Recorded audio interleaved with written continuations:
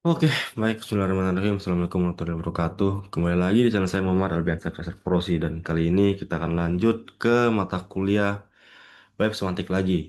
Di sini kita akan belajar sama-sama ya. Oke, langsung saja di eh, view computer properties. Nah, jadi apa itu view computer properties? Jadi view computer properties itu sebenarnya adalah properti yang dihitung sama seperti properti data, kecuali mereka bergantung pada properti lain. Nah, properti yang dihitung ditulis seperti metode, tetapi mereka tidak menerima argumen input apapun.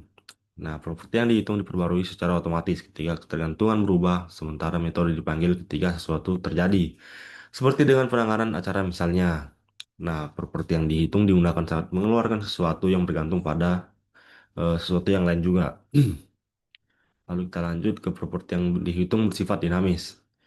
Nah, keuntungan besar dengan properti adalah dia itu bersifat dinamis, yang berarti properti itu berubah tergantung pada misalnya nilai dari satu atau lebih properti datanya. Nah, properti yang dihitung adalah opsi konfigurasi ketiga dalam contoh view yang akan kita pelajari. Nah, dua opsi konfigurasi ini adalah yang sudah kami lihat sebelumnya, yaitu di bagian data dan metode. Nah, seperti halnya data dan metode atau metode, properti yang dihitung juga memiliki nama yang dicadangkan dalam contoh view count. Nah, ini bisa lihat sintaksnya. Concept, view create app, data, computed. Nah, ini contohnya.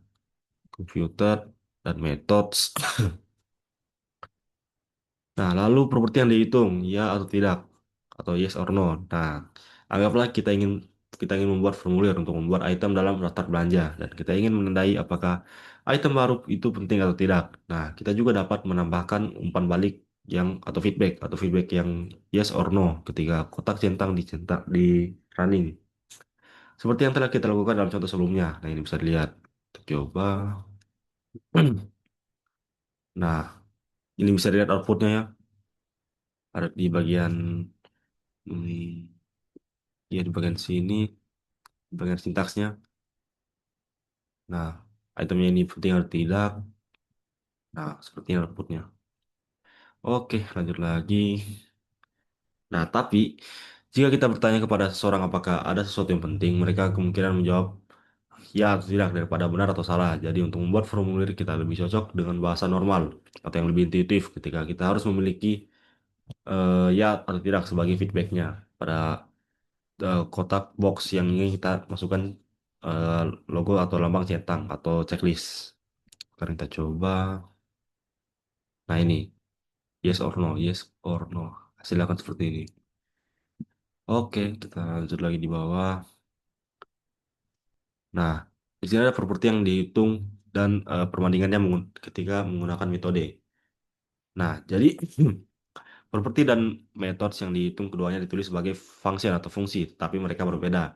Nah, di mana yang pertama metode atau metode berjalan ketika dipanggil dari HTML, tapi properti yang dihitung diperbarui atau diupdate secara otomatis ketika ketergantungannya itu berubah.